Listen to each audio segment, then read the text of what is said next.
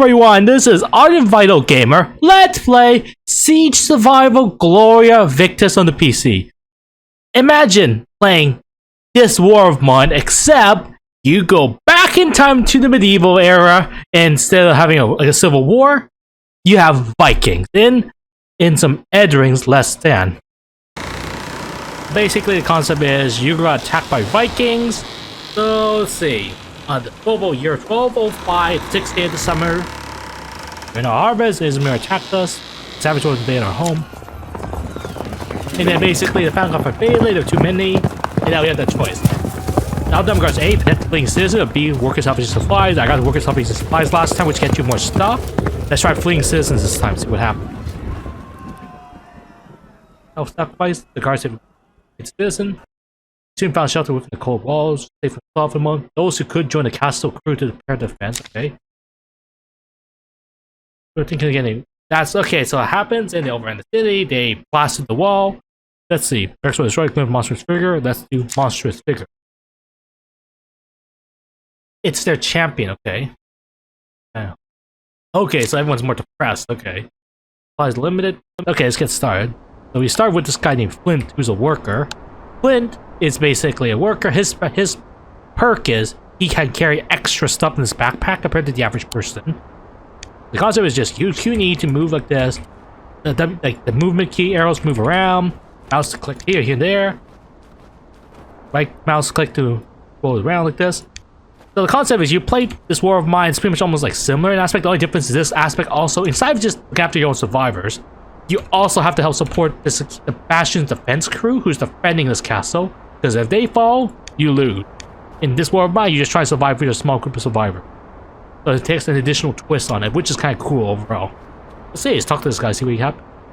You recognize the man before you. It's Bertrand, a local carpenter. You are relieved to see he has survived. It's clear, however, the event of the last day has scarred him in some terrible way.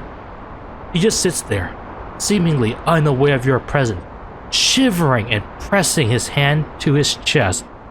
Let's examine him. As you check him for wounds, you notice something in his tightly clenched hand. It's a small, scorched doll. You suddenly realize this man has just lost his family. There's nothing you can do for this pain. Still, perhaps a warm meal might snap him out of this state of shock. However, the kitchen was destroyed by Izmir's trebuchets. You have to build a fireplace first. With all this debris around, you will surely have no difficulty finding firewood and other useful material. Let's start examining stuff. So as you can see, if you can examine something, it lets you do this to collect resources. Oh, you know, I also have 2 piggies and 3 chickens as well. Let's see. I found some loot.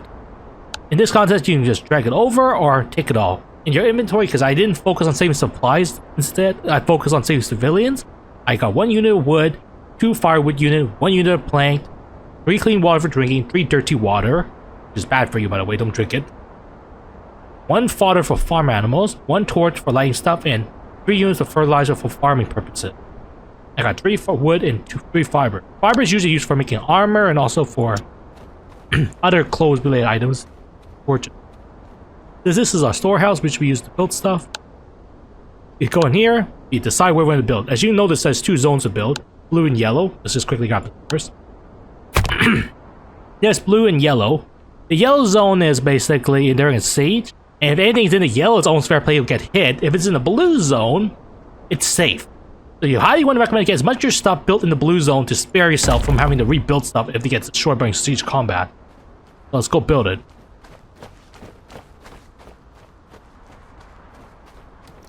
Build, build, build, build, build, build. Flint the worker. Build, build, build.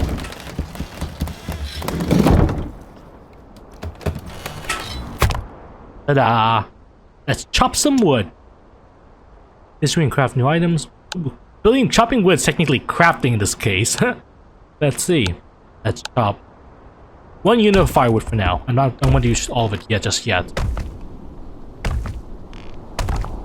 Chop, chop, chop, chop, chop, chop. Beautiful. Find some raw food, so let's look around the sack.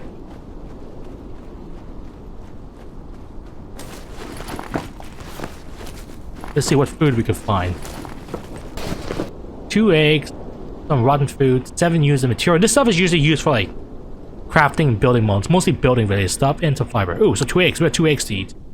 Oh wait, you can't eat the eggs like this. Even though it's called a fresh egg, if you eat it now, it's practically raw.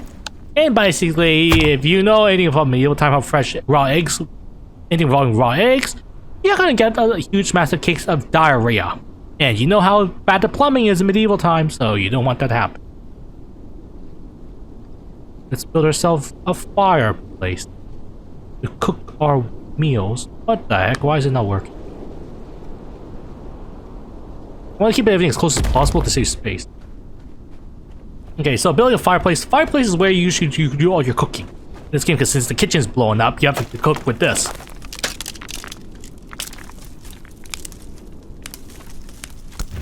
Build my supplies. Beautiful. Now let's make a meal over the fireplace. So I can do 3 kinds. There's 3 units of meal. This is a solo meal for 1 person. This is a meal for 2. This is a meal for 4. And this is clean boiling water. But you can't boil water till you have the pot. Let's make 1 meal nutritionally. Honestly, it's still kind of weird though. You think about it. It's like you're just putting an egg over the fire, and somehow this egg doesn't go kaboom boom, and ta-da! It becomes a whole meal. Medieval logic is so hilarious. See, there's a meal. Turn to Bertrand. As you can see on, here's Bertrand. Bertrand, still exactly where you left him, shivering and pressing that tattered doll to his chest. His eyes stares absently, pain frozen on his face. It's as though his mind just cannot escape what must have been his darkest moment. Let's feed him. He barely noticed your presence, but you managed to make him eat. Bite after bite, you can see life coming back into him. Finally, he puts down the empty bowl and falls asleep. It's safe to guess he hasn't once shut his eyes since yesterday. Let him rest. Bertrand's recovery would be much better if he had even a simple bed, which you could build with materials lying in the street.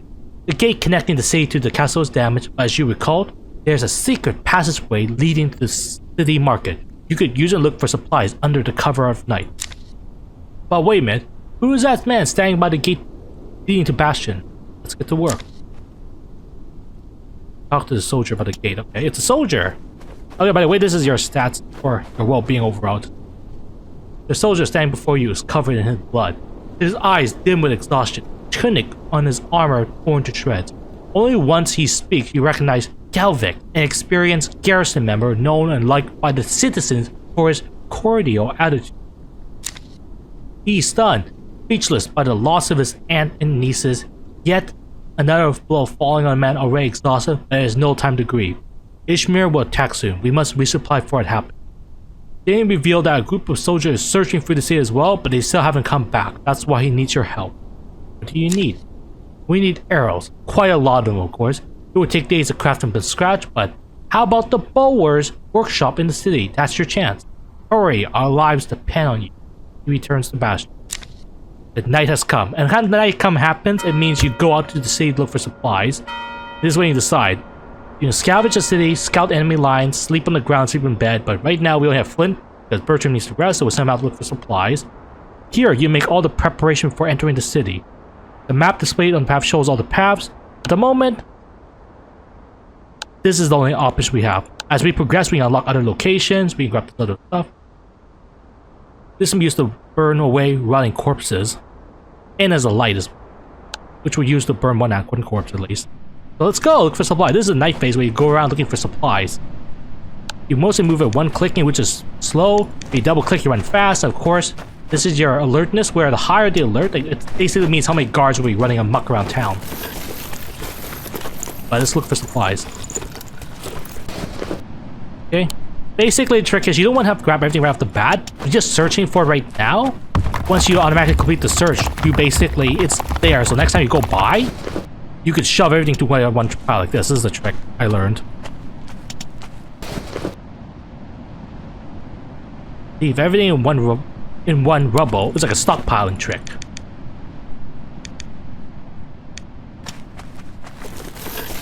Of course, you can search really fast right now, because right now, as you can see, enemy guards don't suspect us, meaning there's no guards in the area. As time goes on, you might encounter guards who will get suspicious, in which case you have to take them out or just leave them being sneaky until they don't suspect you anymore. This is a good trick to do, so it would save time in the long run. If you don't need something badly, just do like this.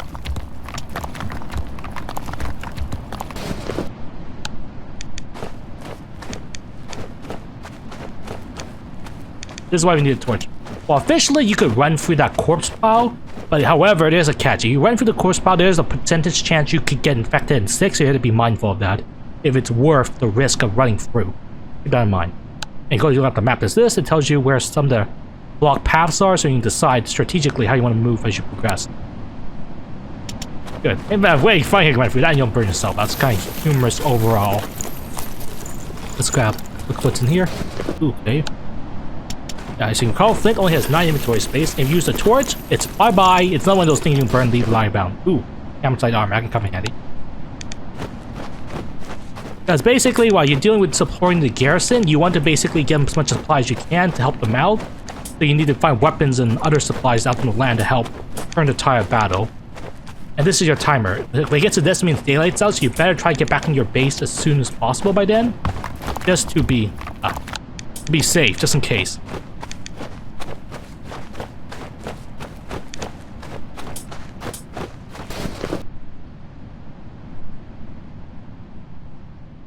Valuables, money, wood, 5 units of wood,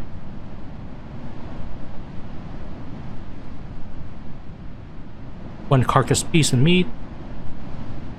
I'm not, even each of these are not really consistent with their stacking, so you have to just try and try.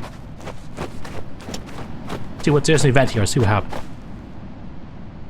You have found the bowyer's workshop. Needless to say that Ishmir has been here. The building has been scorched and looted. Its owner hanging from a nearby tree, a dozen arrows sticking to his body. As you gaze on the destruction, a chilling wind reminds why you're here. You'll find arrows for soldiers. Only one way to find out. Step inside. You prowl through the devastated workshop, looking for the precious arrows among piles of broken parts and burnt out furniture. Time passes, but you can't find any. Just as you're about to give up, you spot a flash in the dark under a broken wood beam. Could it be? Examine. Yes! Arrows for the Bastion defender. You could try pulling them all out, but they seem stuck under the broken beam. You pulled and pulled until they're all yours. Suddenly, the dislodged beam collapses on top of you with all its weight. Pain shoots through your whole body. It takes you ages to get free. As you leave the workshop, you see something change. Outside, the bowyer's corpse has been taken down. An old woman leans over the body in the shade of the tree.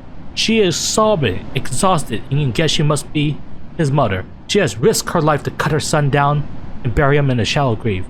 The woman struggled to move him, but she hurts herself with the axe under his belt. This comes with those morality things. You can A, help her bury the corpse, or B, just take the axe and leave her there in despair. It's like in this war, man. You have to feel the way it feels right. In this case, I feel like being a nice person. Let's help bury the corpse. The woman started to see you approach, but you see relief in her eyes. She realizes you want to help. Once the corpse is buried, she gives you a small sack and silently walks away into the dark. In that sack, she gave us a unit of valuables, which is good, like currency. And at the moment, since of that beam situation, I injured myself, so I can't move as easily. So I need to make do with hobbling for the time being. But let's continue looking around for more supplies.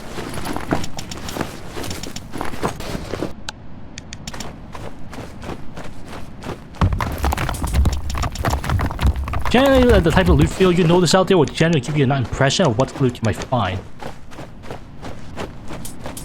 Okay, what's there? Wait, this. There's almost sunlight too. Ooh, more valuable. Let's take a look here and see what's this. What's this? You approach the city gate from the market to the harbor. It would be an inconvenient shortcut for your nightly journey. The door, however, is solid and definitely shut. If Esmer had been able to breach it, you need a key, but where could it be? Okay, so you can't go that way till you find a key, which probably is on the other side somewhere by running gag logic.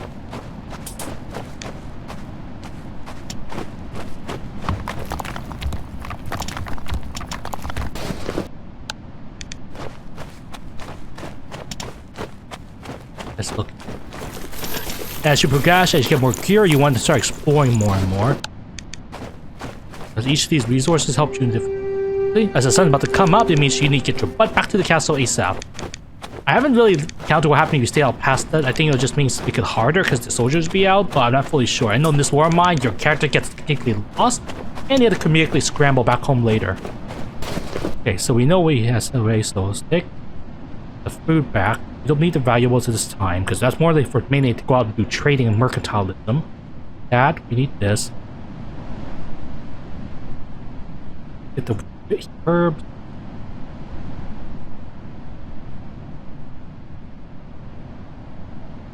There. You don't need the armor yet because it's damaged, so we can't really do anything much about it. Now we go back into the castle.